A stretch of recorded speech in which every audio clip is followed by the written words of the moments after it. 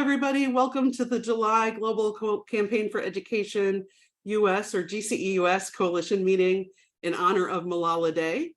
My name is Jennifer Rukh, and I'm here helping to introduce, and I serve as Executive Director at GCE-US. We're really excited that we have some amazing speakers that are joining us today. And also some of you perhaps might be meeting for the first time some of our incoming student fellows who have done just a fantastic job organizing this conversation and this discussion and jumping right in. So I really want to thank all of you for joining us today, for participating, for making this happen. Please do introduce yourself in the Zoom chat box if you haven't had a chance to already, with your name, your organizational affiliation, and location. For today's event, we, within Zoom, have captioning available in English. And if you take a look at the next slide as well, this shows you how to turn on captions by selecting the CC or closed captioning button, usually at the bottom of your Zoom screen. And in the chat, we are sharing links and resources, inviting you to please join us in taking action to advance girls' education and quality inclusive education for all. And within Zoom, there's a relatively recent addition for closed captioning and translation. It is AI generated, but if it would be helpful, we are encouraging colleagues to add all languages, but right now it is a beta testing start. And so what you can do is click the CC Show Captions button and then select the little arrow or up menu button to select speaking language, and then the language you'd like to translate to as well. And do let us know by sending a message in the chat box, specifically to the hosts and co-hosts, if you have any questions or things that we can help with throughout the conversation today. So we are especially excited today in terms of advocacy and action that we can take together. We encourage all of you to not just join this discussion and other action, but please share other actions you're taking. For participants that are in the US or have networks and colleagues in the United States, please make sure to reach out today to urge your members of Congress to fully fund global education, including girls' education, and to reauthorize the READ Act. If anybody needs more resources on all of that, please just let us know. We'll be sharing that information in the chat box as well.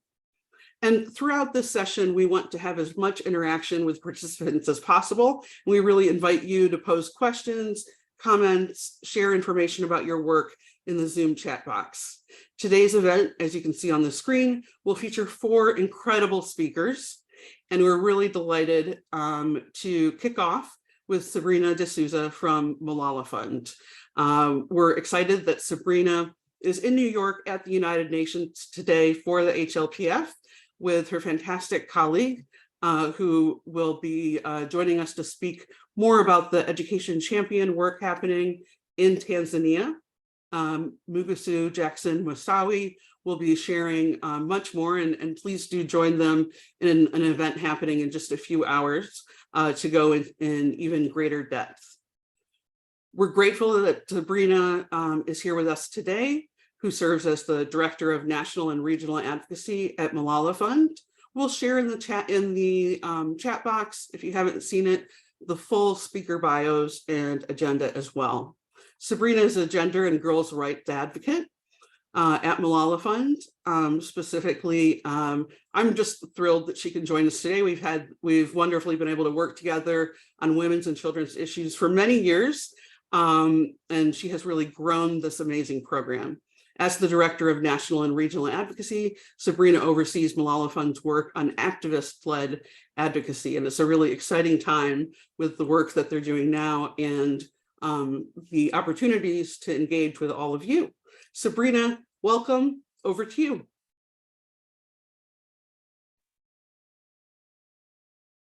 Thank you. First of all, thank you to GCE-US for inviting us today on Malala Day to talk about our work on activist-led gender transformative education, both in the global policy space, but also at the national level in one of our program countries, Tanzania.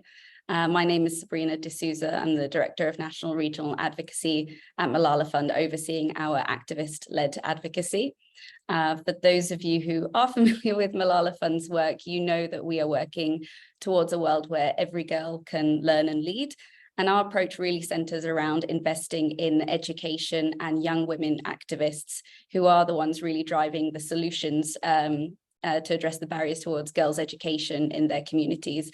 So I'm extremely lucky and happy today to be joined by one of our advocates from Tanzania, Mgusuhi Maswi, who will be talking more about our work in Tanzania tackling pregnancy discrimination. But to start, I'd really like to share a bit more about Malala Fund's activist-led work on gender transformative education in the global policy space. So why is Malala Fund focusing on gender transformative education? Really because we realize that while there has been progress on gender parity, particularly when it comes to enrollment and completion rates, government and world leaders are continuing to fail on the most part to commit to providing all girls with 12 years of safe, free, quality education. We know that national and global averages tend to mask stagnation and in some cases the rollback of progress for the most vulnerable girls. And those in certain contexts like sub-Saharan Africa, countries affected by conflict and other crises, and particularly following COVID. Progress in parity is not correlating to improvements in other gender equality outcomes, such as women's economic empowerment or reductions in gender-based violence. And we know the power of education to transform discriminatory norms, but it remains largely untapped by governments. And world leaders are continuing to underfund education systems, in some cases restricting civil society spaces, and really just generally failing to prioritize girls' rights. So truly gender transformative education, which is the promotion of gender equality in and through education, has the potential to deliver on education commitments to girls and break down the barriers that are stopping many girls from staying in schools and going to school in the first place. But for us, I think it's really important, not just as Malala Fund, but as the community who are joining us today, to make sure that gender transformative education is just not the latest buzzword in the global policy space. It has to have real meaning and it has to lead to real change. And for us, that real change really comes from centering our activists in this work. We recognize that the spaces that we sit in, where the decisions that are made about what is needed to drive progress towards the sustainable development goals, or even what the successor goals and targets should be, these are highly dominated by international entities. And there's often very little meaningful space for local actors who are at the forefront of actually delivering gender transformative education. We heard today or this week at the High Level Political Forum that we're only on track to achieve about 12% of the Sustainable Development Goal targets. Last year, we heard that we're about 300 years away from achieving gender equality. So we really need to make progress on gender transformative education.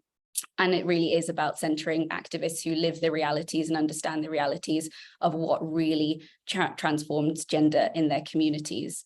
So these dialogues, these benchmarks, these recommendations that are happening in these global spaces, they really need to be informed by these local actors as they know best what is needed in their context. So making space and shifting power to local activists is really at the heart of our work on gender transformative education. And we're working with activists in every step of our work on gender transformative education. This year, we're working with activist partners. We've formed an activist advisory group, and this activist advisory group is helping us to design our work right from the start on gender transformative education. And at the same time, we're reaching out to a wide range of activists to help shape the policy agenda that we will take forward with them in 2024. Malala Fund has launched a consultation to hear from activists about their perspectives and their priorities to ensure that the global policy agenda hears and acknowledges the critical role that activists play in progressing gender equality. While we're here in New York for the High Level Political Forum, we're going to be holding a series of learning circles with youth, gender education activists from the Global South in collaboration with the Women's Major Group, the Major Group on Children and Youth, and the Education and Academia Stakeholders Group. We'll also be back in September for the UN General Assembly, Generation Equality, and the SDG Summits to share the initial findings from the consultations on gender transformative education and hope to build up an alliance around our emerging priorities. We will be launching this in the form of a report in November, and we'll be working with our activist partners to shape our plans for 2024. I just want to reiterate again, because I think it is important, that making space and shifting power for activists will continue to be at the heart of our gender transformative education work. We will continue to engage activists who participate in the consultations as we launch our findings and as we take the agenda forward in 2024 and beyond. And we'll continue to work really closely with our activist partners, our Education Champions Network, our Girl Programme activists. But on the consultations as well, I just did want to flag for any of you who are the profile of the kind of activists who we should be hearing from in these consultations, or have networks with activists in the Global South working in the gender education space, or the nexus in between the two. We would really love to hear from more feminist activists working with vulnerable girls via this survey. It is open until the 26th of July. So the more people we hear from, the more activists from the local actors we hear from, the more meaningful, the more powerful this work will be. As I mentioned, the consultations are still ongoing, but I would really love to share with you some of the things that are emerging from these consultations and what we're hearing from education activists. One, I think key takeaway, and maybe some of this isn't particularly surprising, but education activists are still really fighting for the basics. They're fighting for the basics in face of very decreasing funding, more project-based funding, which has serious limitations for their abilities to tackle the issues and to address these sustainably in a trust-based manner. They're fighting against basics around increasing legal and administrative restrictions, societal backlash, rollbacks from crises like COVID, but also the rise of ultra-conservative, anti-human rights and anti-gender forces in the societal and even the political spaces. And we're dealing with all of the context of the rollbacks in progress in education and gender connected with COVID and other crises. And also what we're hearing is that there's a need for an emphasis on a really girl-centered framework before we even get to a systems approach. The barriers that girls face in their lives affect access, their experience in education, their futures, which are not necessarily education sector specific, but they need to focus on the intersectional forms of discrimination. Also need to be clear about what can be done through the education system and how the education system needs to better align with other sectors. And most importantly, I think the GTE agenda, the gender transformative education agenda, needs to be practical. Sorry. It really needs to be grounded in the issues and the work of activists and governments and world leaders to deliver on existing commitments on girls' education, right to education, the Sustainable Development Goals, and Beijing. So as I'm losing my voice there, I will pause there and hand over to Mgusuhi.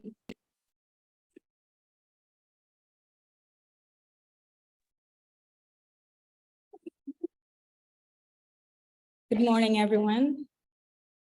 I hope everyone can hear me.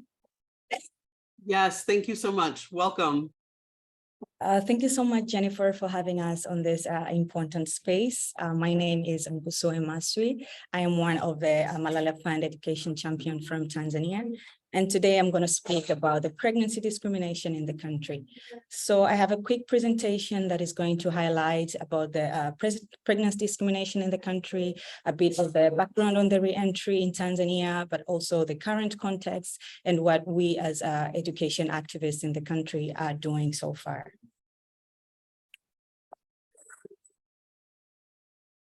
Next slide, please. Okay. So pregnancy discrimination in the country, Tanzania has been going on for the longest of the times, whereby schoolgirls were expelled and forced out of school due to pregnancy. And this is because under the Regulation 4 of the Education, Expulsion and Exclusion of Pupils from School that was passed and edited in 2002, termed pregnancy as one of the offenses against morality. So schoolgirls were subjected to mandatory pregnancy testing, whereby monthly they were physically examined and expelled from school if found pregnancy. And this resulted to pupils on themselves just dropping out from school in their own accord before the school officials were even aware that they're pregnant, because they knew that if they were recognized pregnant, expulsion will be inevitable to them. So according to data from the basic education statistics data that are given yearly from the Ministry of Education in the country, over the past decade, it reveals that over 55,000 pupils have been forced out of primary and secondary education due to pregnancy. And the number keeps on rising due to child marriages in the country, because Tanzania is one of the countries that has almost 37% of pregnancy and child marriages, whereby out of 5, 2 girls will be married off before their 18th birthday. And as a result, they would fall pregnant and be expelled from school. Also, from the impacts of the COVID-19, whereby school were closed and most of girls were just at home, they ended up being married off by their parents as a source of economic advancement. And as a result, they ended up falling pregnant and expelled from school. So let's look at the re-entry background in the country. So as we're all aware that Tanzania is made out of Tanganyika and Zanzibar. So the essence of why we as education activists are advocating for the re-entry policy in Tanzania is because we're advocating that girls get a chance to go back to school after delivery, because not so long ago, Tanzania had a parallel system regarding to the re-entry of teen mothers in the country, whereby the mainland Tanzania had denied completely the re-entry of teen mothers back to the formal education system. And in Zanzibar, in the past 2 years, as girls were allowed to go back to school after delivery, but were only given a single chance of re-entry. And if they end up falling pregnant again, they were not given a second chance to re-enter to the formal education system. So the debate around whether pregnant teen mothers in the country should be allowed to resume their studies after delivery in Tanzania has been going on for a long time.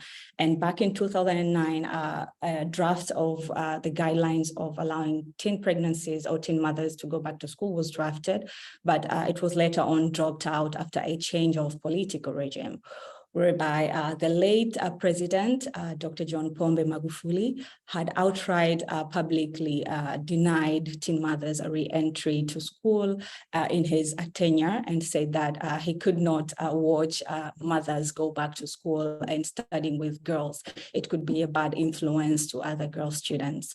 So he had them have an option of either staying at home or just picking a non-formal education system. So we think that girls should have an chance to choose whether to go to a formal or non-formal education, because data shows that the quality of education provided in the non-formal education is a bit low compared to the formal education.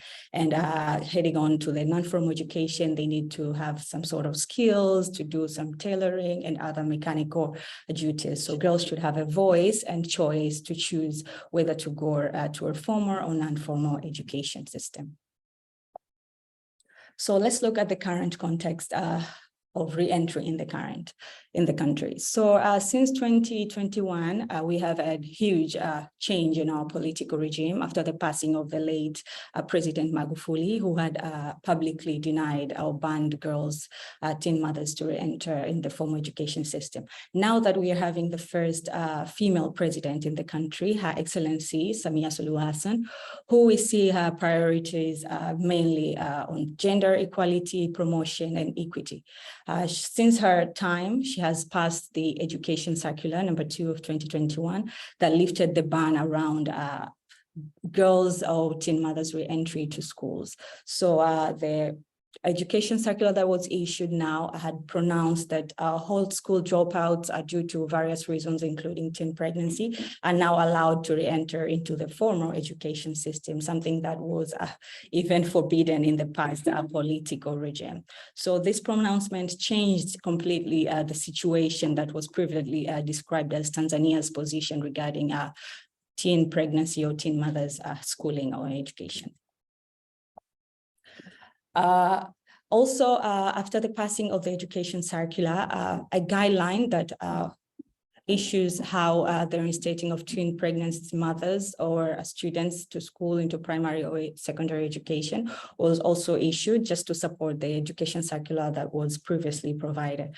So the guidelines stipulated on the procedures to be followed, but also acted as a tool to assist government or school boards and other stakeholders in a smooth implementation of the re-entry in the country.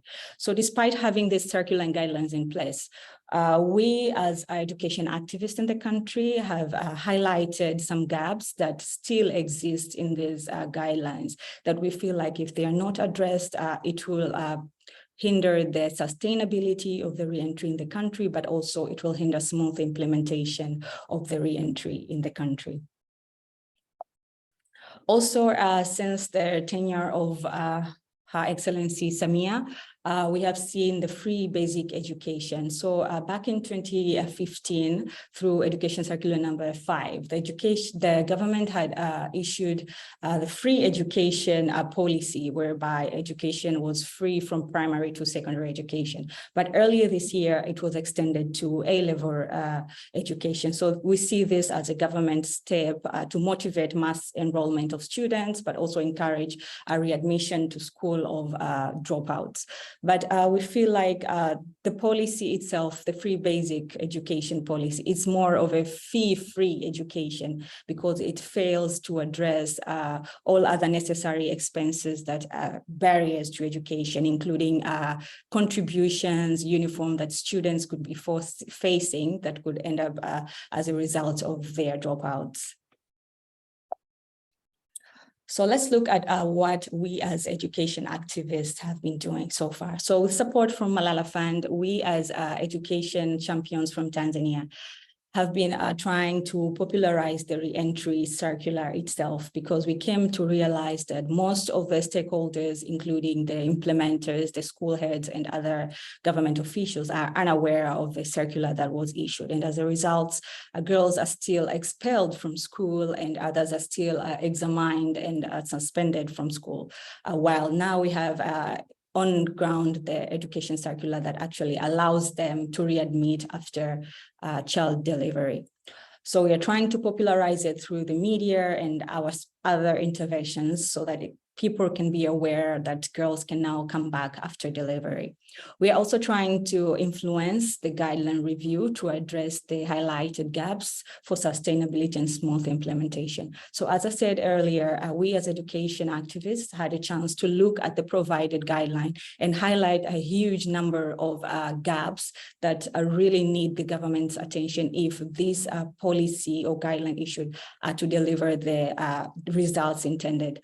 We saw issues like they are left out of the necessary ministries, including the Ministry of Finance, the Ministry of Constitution and Legal Affairs. The guideline only addresses the Ministry of Education. So we feel like leaving out these other ministries that are relevant to support the implementation of this guideline will at some point hinder the smooth implementation of this re-entry in the country. So we are trying to speak and provide our opinions to government officials on what we think fit could be amended or reviewed in the guideline.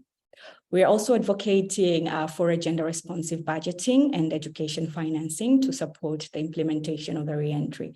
So now girl students are coming back to school, but not just as girls. Most of them are coming back as teen mothers. So they have other needs attached to them, issues like childcare support, issues like building nursing infrastructures around the schools, issues that are supposed to be addressed by the government. So we are trying to advocate for a gender-responsive budgeting if the reentry in the country is to be sustainable and achievable.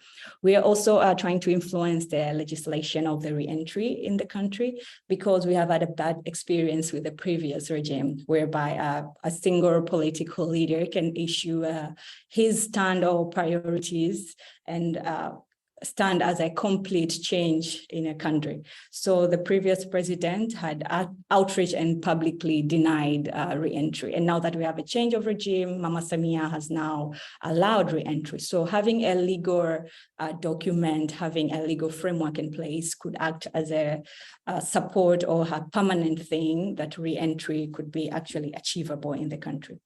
So we are also trying to sensitize the community to transform their mindset and behavior, because there is a lot of stigma in the country around allowing teen mothers to readmit to school, because it's seen as a bad influence to the rest of the girls in school. Now that they'll feel like, even if I fall pregnant, I also have another chance to go back to school. So we are sensitizing the community around issues of supporting their girls, around issues of bullying and economic support in general.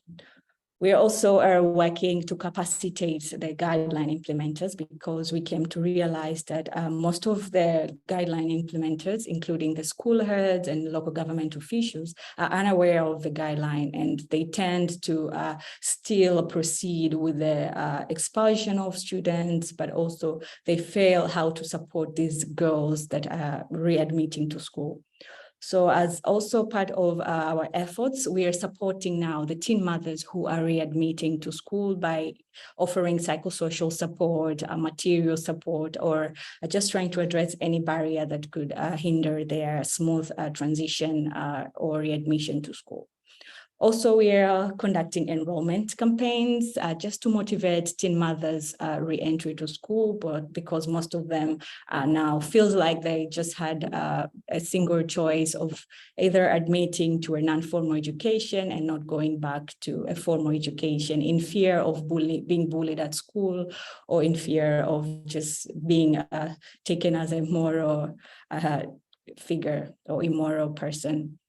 Also, we are conducting a strategic litigation just to advocate for amendment of draconian laws, including the amendment of the law of marriage in the country that specifically allows child marriages for young girls, while allowing marriage over 18 years for boys. So we are trying to advocate for amendment of this law, because we've seen a linkage between child marriages and teen pregnancies, which as a result ends out to be a source or a cause of dropouts. Also, thank you so much for listening, and I would like to take this opportunity to invite you to our side event this afternoon. We'll be launching our policy brief, we as Tanzania Education Champions, that highlights the gaps in the re-entry guideline, but also calls for government action on how they can best support teen mothers' readmission to school. Thank you so much for listening. Thank you. And thanks to everybody for your amazing work on this front. We have a question in the chat, thanks to Suzanne. And also wanted to ask, briefly, what advice would you give to others in other local, national, regional, and global contexts? When you mentioned gender responsive budgeting, for example, we shared in the chat a fantastic resource on gender responsive and disability inclusive education budgeting. And with thanks to ActionAid, GCE, Light for the World, and everybody who has worked on that, because absolutely looking at where the funding is going is such a critical aspect. The question from Suzanne is, how can we also support each other without putting each other in harm's way? So she said, with full support for full access to education for all girls, but someone might be in another country advocating and encouraging girls and women to advocate for themselves, which might put themselves in harm's way. Can you speak to this dilemma and any advice that you would have for people in other contexts around the world, both ways we can provide support and solidarity, and also advice for similar types of advocacy, again, with lots of kudos and congratulations for the amazing work that you're doing. Thank you. Okay, thank you so much, Jennifer. In terms of what we can do to support each other, I feel like just working together with other common or sister organization or multilateral organization that are supporting or doing the same things that you're doing could be very strategic in terms of collaborative efforts, but also we are trying so much to work closely with the government on how we can both best support a girl child to re-enter into school or best transition and finish or complete the education cycle. And if I could add to that as well, I think sharing lessons learned, like more solidarity in terms of connecting with people, with other civil society actors within your region, within your context and within your region as well. So the event that we have this afternoon is really, we're bringing advocates, in addition to our Tanzania partners, advocates from Sierra Leone, so we can share lessons learned between what Sierra Leone has done, which is very impressive, on their radical inclusion policies and the progress that they're making on supporting the re-entry of adolescent mothers back into the education system. I think it's very easy for us to talk about and discuss kind of the challenges, but we don't as a community spend enough time kind of sharing and talking about solutions and learning from each other as well. And I think that's another way that we can share solidarity that actually leads to progress as well on gender transformative education.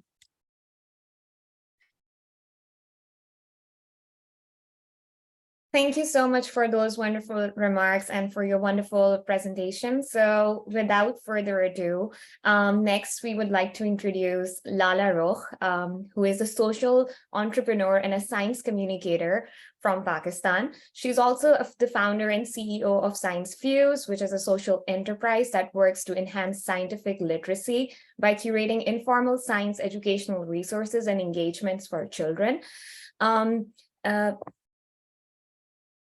And she's also, Science Fuse is really inspiring children across Pakistan, especially girls from diverse backgrounds, to pursue STEM education and careers. Lalah has been working within science communication for the last 11 years, including at the prestigious Science Museum in London and earlier at Fort Sibbeken, a leading enterprise working to promote STEM education in Norway. She's also Malala Fund Education Champion from 2020, a Pakistan Acumen Fellow 2018, and an Ashoka Changemaker Exchange Fellow 2019. So we welcome you, Lalah, and please go ahead with your presentation.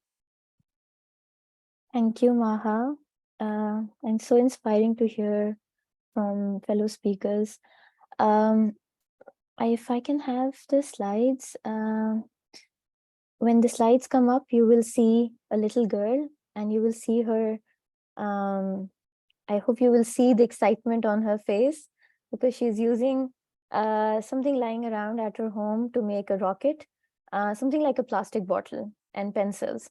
So we teach science through the ordinary at Science Fuse, and this is our, this is one of our female characters in a book, from a book. She's called Rukh, and she and I both welcome you to this conversation.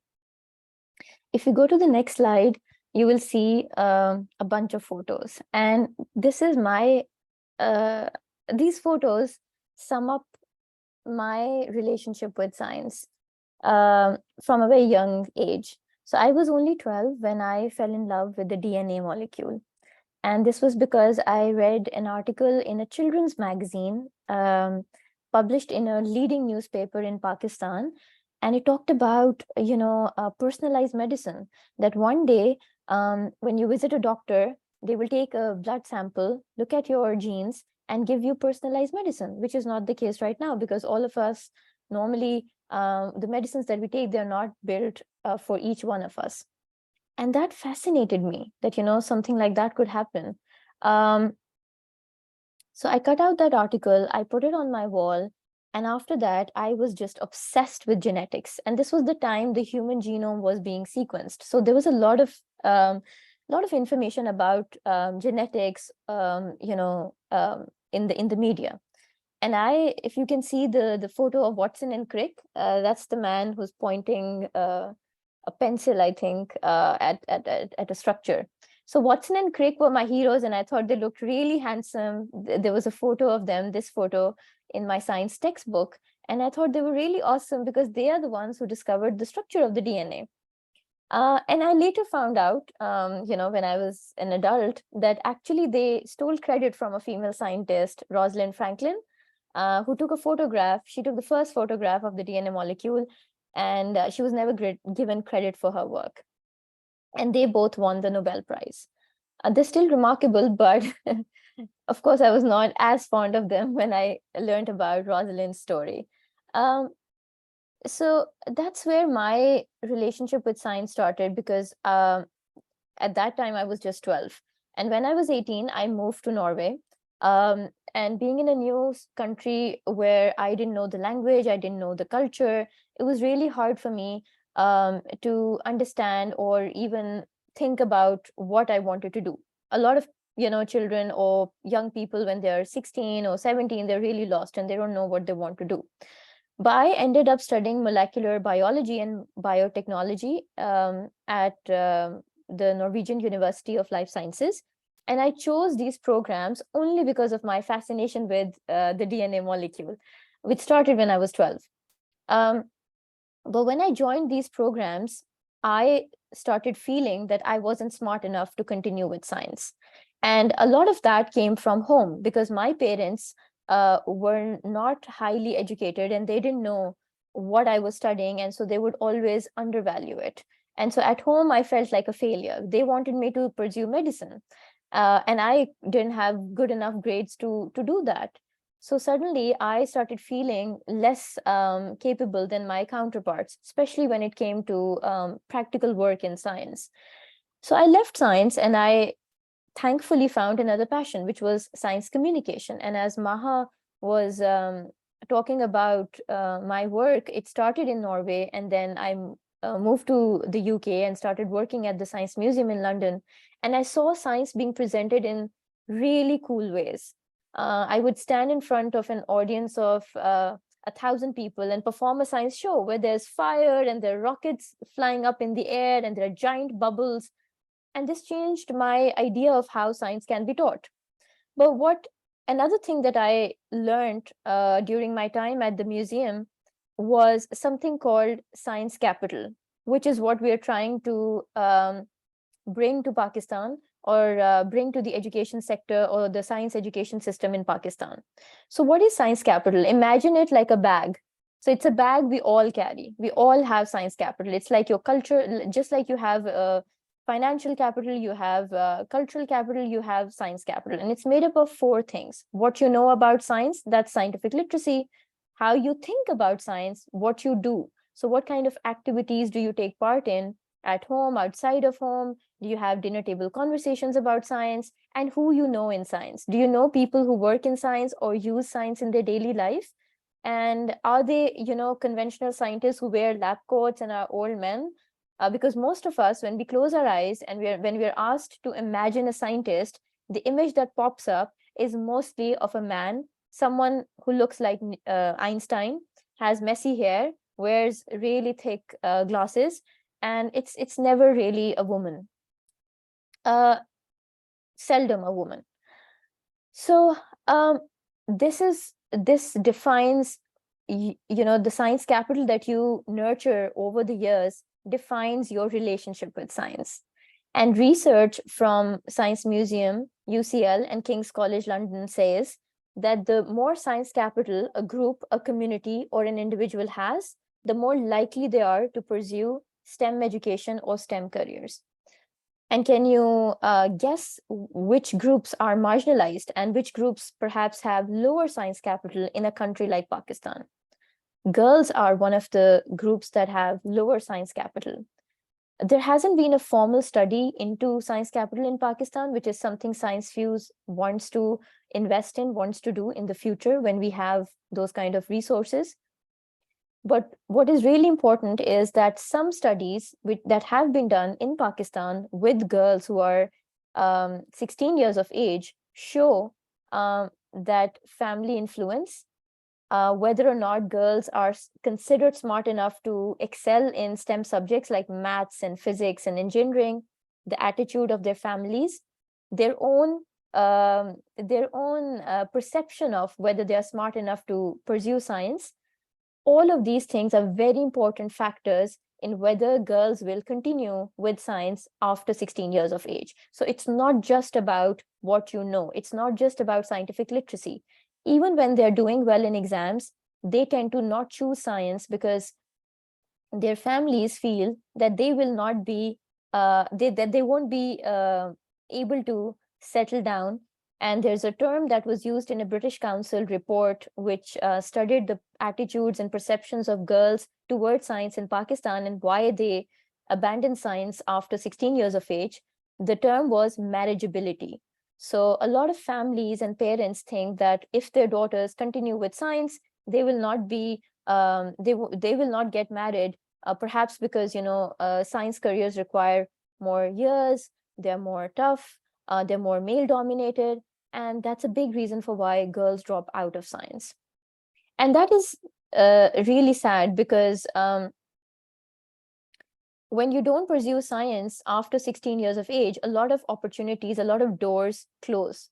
It's not because everyone has to grow up to become a scientist, but the problems that we are trying to tackle, whether it's climate change, whether it's the economic crisis or any other problem, they require critical thinking, they require curiosity, and they require scientific literacy. And so when children, young people, especially girls, they don't feel confident about engaging with science, when science is not a part of their identity, and when they don't have those skills that scientists use in their daily life, in their work, then they lose out on opportunities. These skills are transferable. So in this photo, you will also see 8 dimensions. And these are the 8 dimensions that research says you can invest in to build someone's science capital. And that's what Science Fuse is doing. And you can also measure someone's science capital using these 8 dimensions. So, things like how much science media do they consume? Do they talk about science with their friends? Do they visit science festivals or museums? Do they understand that science skills, the skills that scientists use are transferable to other professions? Do they participate in out-of-school science activities? And how is science really taught or communicated inside their schools? So if we go to the next slide,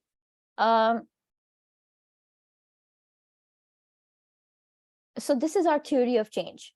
We want to create science capital informed experiences, whether they're inside of school, outside of school.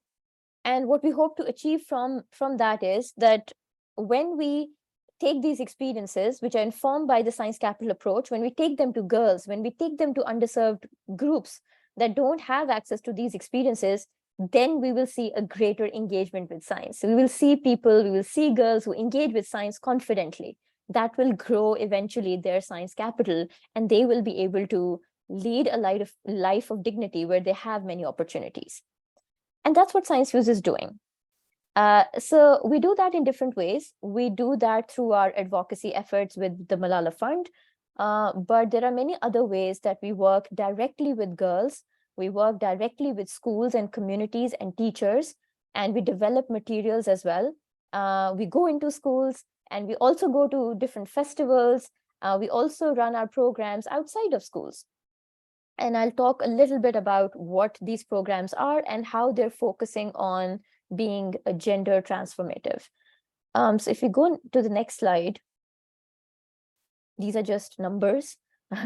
And so they talk about some of the major stakeholders that we work with. Those are students, schools, teachers.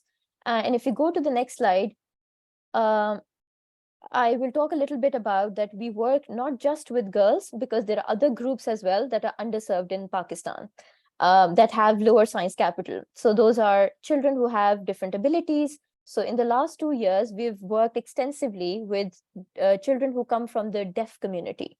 We've also started working with children who come from the Down syndrome community. We also work with boys and girls who come from low socioeconomic backgrounds because they are more likely to go to government schools. And in government schools, the quality of science education is really, really poor. And we're talking about 50 million children. Half of them are almost, a little more than half of them are inside schools, but then 24 million are almost out of school, and they are not getting access to great quality science education. They're out of school, they don't have access to those experiences, and the ones who are in schools don't have access to great quality science education. So we work with all of these children, and we design science programs where children get to do experiments with their own hands. They use materials that are not so expensive so that they can feel that I can do science as well. So if you give me a glass of water, I can maybe teach you 7 different experiments.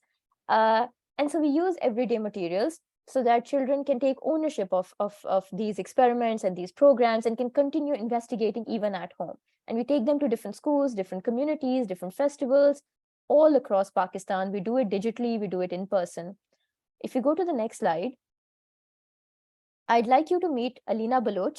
Her interview was also published in Malala Fund's publication. I'm forgetting the name, I'm so sorry. What is it called? Assembly. Yes, Assembly. So Alina is, we worked with Alina. So Alina comes from a province which has the lowest female literacy rate in Pakistan. It's called Balochistan. She is based in a city called Khuzdar. She's 12 years old. We worked extensively with her school, with her teachers, directly with her and her friends during the pandemic. And this work was supported by the Malala Fund. After a year, we saw great transformation. We saw that she then started taking up courses and programs that were outside of Science Fuse, but were based on STEM education. She learned how to design a website. She learned all about robotics. She also developed a great interest in astronomy. And so now she dreams of becoming the first astronaut from Khuzdar, and she wants to go to Neptune and find out if it's made up of diamonds. And more than that, she became an advocate and activist like Malala, because she, in her interview, she speaks about this in Assembly, that why girls are kept away from science in her province, and they are considered inferior to boys, that maybe they're not smart enough to take on science, and that's why they're not given those facilities. And she went ahead in her community, and her mother does really amazing work in Balochistan. And so she joined her mother, went to other government schools, and transferred what she learned from Science Fuse to other schools and other girls in her city. If we go next to the next slide, I'd like to speak a little bit now. Oh, if you go one slide back, yeah, okay. So we, when we started working with the Malala Fund, it was the pandemic, and the support really helped us make a pivot. Because during the pandemic, we couldn't continue with our programs because they involved in-person interaction. So we started writing stories about female scientists, and we turned them into podcasts, and we turned them into books. And one of our book series is called Remarkable Women in STEM. It features stories based on the lives of Jane Goodall, Marie Curie, but also Tasneem Zehra, Nargis Mawalwala. These are scientists from Pakistan. We featured Black women scientists. We talked about Jewish scientists who had to undergo a lot of struggle when they were pursuing science, and not just scientists like Marie Curie, but also scientists who are alive today, who are pursuing their work, doing great work in the field of STEM. And then we also brought to life our character Rukh. As you can see, she dresses and looks like a girl who belongs to Pakistan. So while we want our girls to be inspired by the Marie Curies and Jane Goodalls of the world, we also want them to see characters that are local. And in Pakistan, we have no local characters on TV, in newspapers, or in books where they, children will see them doing science or being or as heroes. So Rukh is a girl who is very curious, and she does science in her kitchen. Her kitchen is her science lab. So the first book is called Kitchen Ki Science, which is her doing experiments, as you see, sitting on a kitchen floor, taking the baking soda and vinegar, blowing up a balloon, and doing all sorts of crazy things. And the recipes of these experiments are in her book, and children can just follow along and do these experiments at home. And suddenly you're a scientist, and science is for everyone, also for girls, also for people who don't have money to buy fancy equipment or robots and all sorts of things. And the third book is called Incredible Questions of Science. It answers questions like, are viruses alive? How do you know dinosaurs existed? What do plants eat? And we answer them through stories. And we also have podcasts based on these books. And if we go to the next slide, you will see the posters. So these are some of our posters. We designed 60 posters. This work was also again supported by the Malala Fund. We haven't been able to print all of them because we don't have the budgets, but 20 posters have been printed, and they've been sent to some schools and universities across Pakistan, and they're up on the walls. And now teachers can talk about, when the girls come, when the boys come, they can talk to them about those female scientists. Because if girls can see it, they can be it. If you can't see yourself as a scientist, if you open your science textbook and you don't see female scientists, then how will you even aspire or think about becoming a scientist? And that's why we designed these posters. That's why we designed these books. And the 4 that I've chosen here to show you are all, not all of them, but 3 of them are from Pakistan. They have their origins in Pakistan. And one of them is a marine biologist, the other one works with data, and then the third one is an engineer at NASA. So, diverse fields of science, to tell girls that, a scientist is not just someone who's in a lab working with smelly chemicals. They can also be out in the sea and working with whales and sharks and God knows what. And if you go to the next slide, I am about to conclude. So we also work with teachers and young people. A lot of we have a community of 200 fellows. They're spread all across Pakistan. They come from diverse backgrounds, and 70% of them are young women. We also work with teachers, especially female teachers, and the training that we provide them, we feel that this is the really best way to create sustainable impact, because we cannot maybe go to every corner in Pakistan, but the teachers, once we train them, once we give them the tools and the means to make science interesting and gender inclusive, then they can create long-lasting impact on their students, hundreds of students. So these are some of the photos of our fellows and teachers that we've trained. And lastly, if we go to the next slide, I'd like to speak a little bit about one of the biggest projects that we have done in recent times. It is supported by the Malala Fund. It's Malala Fund's first national level partnership with any government in any of the countries where the education champions networks are based. And so we worked with the Ministry of Federal Education and Professional Training in Pakistan with 2 other partner organizations. They're called Pakistan Alliance for Maths and Science and Pakistan Youth Change Advocates. Our role in this project was to work inside 10 government schools in Islamabad, which is the capital of Pakistan. And in these 10 government schools, we worked closely with 70 teachers, 3,000 children. 7 of these schools were girls' schools and then 3 boys' schools. And we work closely with the teachers to bring a shift in their mindset, to change how they perceive science, to allow them to learn tools and have access to resources so that they can make science more inclusive for everyone, not just girls, but also children who come from religious minority backgrounds in Pakistan, children who are maybe on the autistic spectrum, and especially, yes, for girls, because it's important that more girls choose science. And if we go to the next photo, we will see some images from this project. We see teachers, and this project was led by, apart from myself, I was obviously part of the project, but my team consisted of 4 people, and 3 of them are brilliant women, young women who are now doing amazing work in their own right in Science Fuse and even outside of Science Fuse. One of them, as you see here, has just recently joined the Acumen Fellowship. So we are very proud also of the team members and how they have grown. And two of the young women from Science Fuse who have gone on to do wonderful work. One, Rukh Khalid, who's also was part of the girl activist program from the Malala Fund, and Imama, who you see here in the photo, she's the one with the beautiful curly hair. So they're champions in their own right, and we are very proud that Science Fuse is providing young women a platform to become education champions, because they will go on to do really important work, I'm sure, in the years to come, even outside of Science Fuse. And in the last image, you will just see our super cool two of our STEAM educators, Maria and Mahnoor, and they were part of the STEAM Pakistan project that I just spoke about. And they're doing what they do, making science fun and making it interesting. And if you look at the photo, you must be intrigued, like, where is that? What is making that smoke? And I want to find out. And that's what we do. We make children curious about science. And I think the last slide should be just a thank you. Yes, Shukriya. Thank you so much for listening. Thank you so much, Lalah, for your wonderful presentation. And next, we'd like to introduce Gabriela from Save the Children US.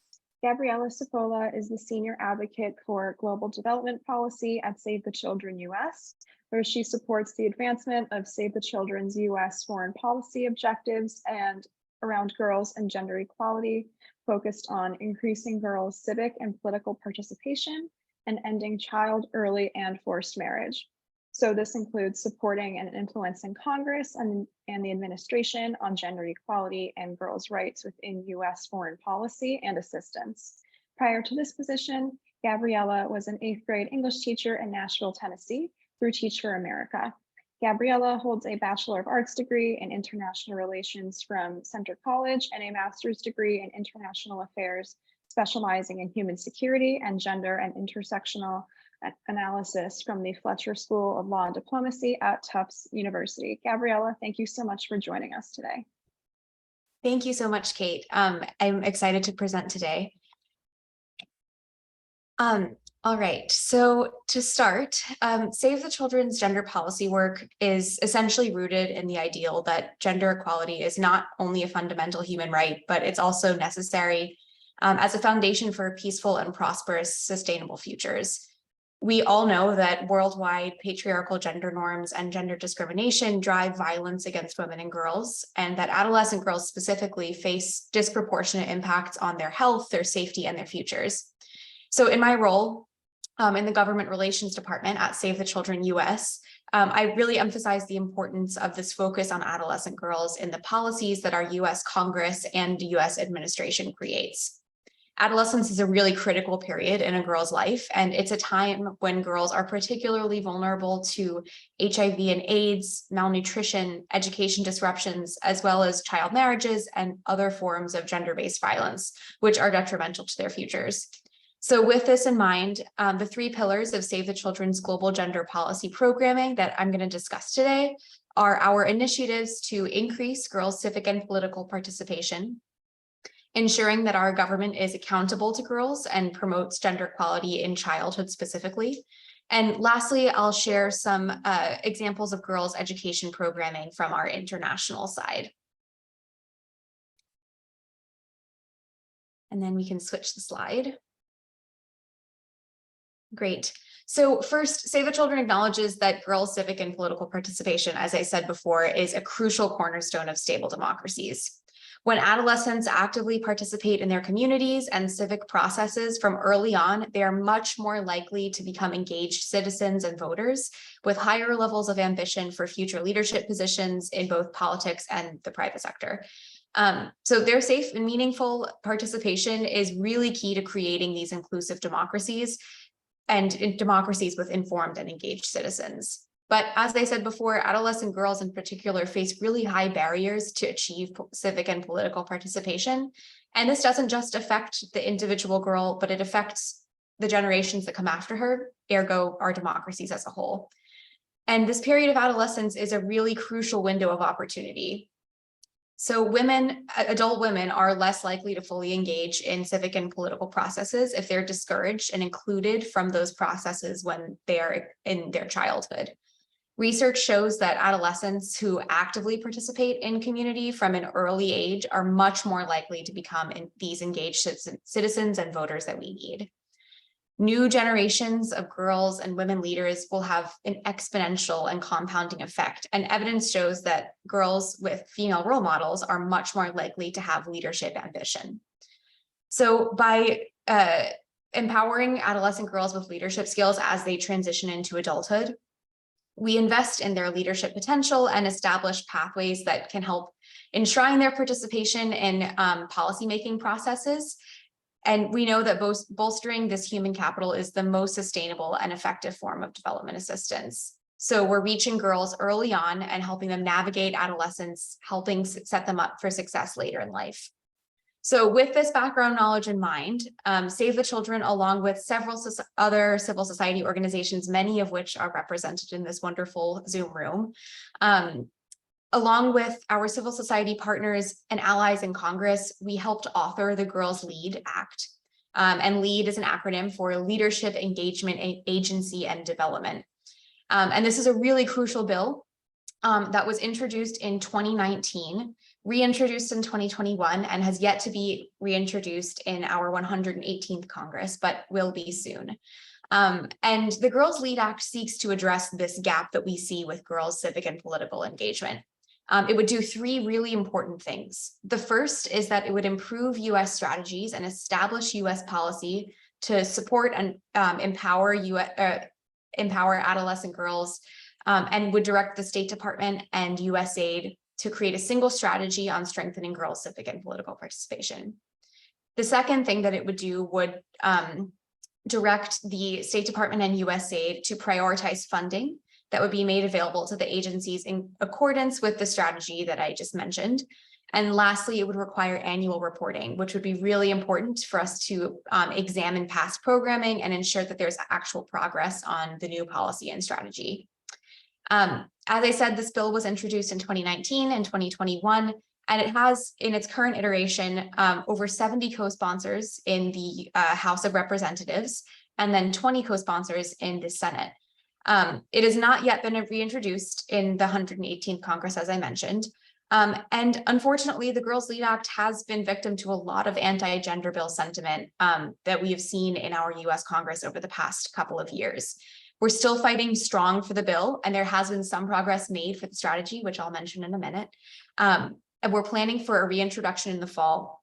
But the Girls Lead Act we see as a canary in the coal mine for a lot of anti-gender backlash in our US Congress, which we are fighting really hard against in the gender community, as I'm sure many of us in this room are fully aware of. So this bill is really, really pillar to our work at Save the Children with global gender policy. And lastly, I'll mention on this slide that Save the Children frequently brings girls from our international country offices to come visit the US and advocate on issues that are most important to them. So for example, in February of this last year, we had a really great experience with 2 girl advocates who came from our Indonesia country office. And they came to DC and New York to speak with high-level UN, Congress, and administration members on specifically climate change and child early and forced marriage. So we really try to make sure that we have girls come talk about their experiences rather than speaking for them, because we know that they are the experts in their own lives and should be the drivers of policy change. And the next slide, please. So another key aspect of Save the Children's goal of increasing girls' civic and political participation is creating girl-friendly spaces between civil society organizations and the US administration, and so namely the State Department and USAID. And we do this so girls can contribute to upcoming policies and strategies, share their opinions and thoughts and experiences as, like I said, as key stakeholders, not just sharing their thoughts, but as key stakeholders and consultants in the policymaking process. So we regularly advocate to the administration and to ensure that they're using both an age and a gender lens. So what I mean by that is ensuring that they're accounting for the experiences and the impacts that new and upcoming policies would have on all people, regardless of age and regardless of gender. We do this mostly through participating in consultations with the administration and holding bilateral meetings between Save the Children and the administration during key influencing periods. We've actually seen a lot of success on this front, especially in the last several months, as the State Department's Office of Global Women's Issues is drafting a girls' civic and political participation strategy. So Save the Children, along with several other civil society organizations, and again, many in this room, hosted a virtual consultation with the Office of Global Women's Issues and 10 adolescent girls from around the world to share what they thought would be most beneficial and impactful in this strategy. So really seeing girls as consultants during this drafting period. This strategy, importantly, comes from fiscal year 2023 appropriations language that required the State Department and USAID to create a single strategy to increase civic and girls' civic and political participation. And if you were paying attention in the last slide, that single strategy is the main pillar of the Girls Lead Act. So even though we've had difficulty passing the Girls Lead Act as a bill in its own right, we have had success with some of the major tenets within the bill. And so passing of this language and creation of the strategy is a huge win in the gender community and for advocates of the Girls Lead Act, as the strategy, like I said, is one of the main products of the bill. Excitingly, 2 weeks ago, we also had a follow-up consultation with the same girls who participated in the original consultation, where the State Department shared its progress on the strategy so far. And it was really clear from the readout that they gave that they took the girl advocates' recommendations into account, and that these recommendations are crucial pillars of the strategy. The State Department shared, for all of my US civil society organizations in this room that will be interested, they shared that this strategy will be publicly available in the fall, pending congressional oversight period. And bringing this all back to education, the core of all of this, that these strategies and the initiatives like it are all based on the idea that access to primary and secondary education are key metrics of success for adolescent girls' future prospects. A refrain that we often repeat, and one that remains true, is that investing in gender equality is not just the right thing to do, but it is the smart thing to do. And we make sure to reiterate this along with our education messaging in all advocacy meetings with US administration and the US Congress. And then lastly, I'm going to go to our next slide. I'll briefly touch on one of the amazing programs that our international team has been working on for the past couple of years. The Skills to Succeed program builds the social and emotional skills, growth mindset, and digital and STEM skills of in-school and out-of-school very young adolescents. So that's adolescents that are between the ages of 8 and 14, so that they can succeed in school and the future of work. This program also builds a supportive and equal safe environment that can enable lifelong learning and help them be resilient in the digital economy. So this includes building capacity for parents, educators, and communities to remove frequent barriers, and they can help participate in their children's success. By the end of 2023, as seen on the slide, the program will reach over 273,000 very young adolescents in Bangladesh, China, Indonesia, Mexico, and Italy, which is very exciting. And we know that the reason for this program, and what has been talked about in several of the presentations before this, that STEM skills are often recognized as the most important skills in modern workforces. However, a lot of schools, most schools, typically have very few qualified teachers and limited capacity to provide these skills and to provide the career opportunities eventually that children require, especially when we're talking about young girls. Schools may have few extracurricular activities that encourage girls' participation in science. And as mentioned in the last presentation too, the pervasive belief that STEM fields are a male realm, that leads even the most confident and motivated girls to be discouraged from pursuing STEM study and careers. And this is not just in Bangladesh, China, Indonesia, Mexico, Italy. This is all over the world. I know I experienced this as a young girl, and I'm sure many of the women identifying people in this room experience the same thing.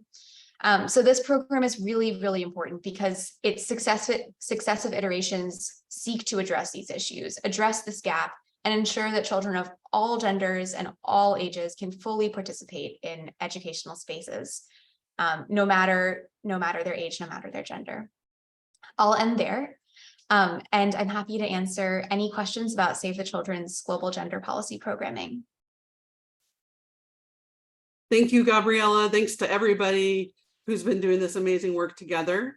And like you mentioned, Gabriela, we shared the collaborative Girls Lead Act website, with thanks to all of the organizations that have been working together on this. Please, everyone, do let us know if you have questions, comments. Gabriela, one thing, I think you really highlighted some fantastic ways, even in challenging political times, to accelerate this work. I would be curious what you're hearing from across grassroots and grass tops networks in terms of, like you mentioned, we've seen support for the Girls Lead Act across congressional sessions change quite a bit, but we can also find ways for people across the political spectrum to support equity, to support girls, and share their examples of work that they might have done in Afghanistan in a variety of locations. So any advice that you have, as not just on Malala Day, but every day, for ways the rest of us can all be helpful in accelerating this progress? Thanks. Thanks, Jennifer. That's a really great question. I think that the first thing that comes to mind is having girls themselves be the voices of change. Girls are experts in their own lives. They know what they need best. And I think it's easy for us as experts, people who have gone to graduate school or studied this field our entire lives, to think that we know best. And we know some things, but girls know best. They know what they need. And so I think that the thing I've found the most success with advocating for the Girls Lead Act and other gender bills that are going through US Congress that have faced a lot of backlash, and anyone who works with the US Congress in this room is well aware of the really difficult position we're in right now with gender bills. The thing I've seen the most success with is having girls in the room. When we had our Indonesian girl advocates come to the US to speak on child early and forced marriage and climate change, we got 3 new co-sponsors, Republican co-sponsors on the bill. And this is something that I don't think would have happened unless we had girls in the room. It's really hard sometimes for these congressional offices to connect the importance of this programming with, signing a bill. It doesn't feel as important to them. But then when they actually speak to the girls who are experiencing these programs and the benefits from them, I think it makes it a lot more real for them. It's also important for girls to be involved in these processes because they can see that they can walk through the door of a senator's office. They have the capability to do that. So I would say short answer is getting girls in the room, whether that's virtual or in person. And I do see that someone asked if we've reached out to Senator Durbin, and he is a co-sponsor on the Senate bill for the Girls Lead Act. So that's great. And hopefully we can get him to re-sign when we have it reintroduced in this Congress. That's terrific. Thank you so very much. Absolutely. And, please, Gabriela, keep everybody posted. Thanks to everyone for your fantastic work and for continuing to share ideas. And, you're absolutely right. I mean, oftentimes, especially if young people are reaching out to policymakers, it doesn't take that many engagements to really make a huge difference. And so, like we mentioned at the top of the call, we've shared as well some actions that we encourage everyone to take, both on the funding for girls' education and also the authorization to make sure that this work doesn't decrease, it increases. We are so excited to have a chance here today on Malala Day to come together. We're so grateful to all of you for the amazing work that you're doing, and we thank you for your partnership, your advocacy, your support, and your innovative thinking and ways that we can really work together. We want to extend a huge thank you to all of our wonderful speakers for their fantastic presentations during the coalition meeting today in honor of Malala Day. We encourage everyone to continue these vital conversations and accelerate action on girls' education and quality inclusive education for all. Throughout the rest of this month, we have highlighted a few immediate actions. Please do reach out to your members of Congress. And if anybody would like training support in doing so, we've provided some resources to make that easy. And at GCE-US, Save the Children, many organizations across this coalition and partnership do fantastic work to help make that easy for everybody to get engaged. Please let us know if you have any announcements to share. Our next coalition meeting is scheduled for Thursday, August 10th. We realize it's a busy time, but that will be a great opportunity for us to focus on moments next month on the humanitarian front, on youth leadership, and as we're getting ready for the Sustainable Development Goals Summit just a few months away in September. So please do contact us, email us with any updates, speaker and topic ideas. And then we have also highlighted a few immediate actions for influencing some of the learning agendas at USAID, for example, very importantly on foundational skills development and education in conflict and crisis settings. So we wanted to at least give a quick reminder that survey only takes 10 minutes, but it will close at the end of this week on Friday, the 14th of July. So please, we encourage you to share that with your colleagues and with others who might be interested as well.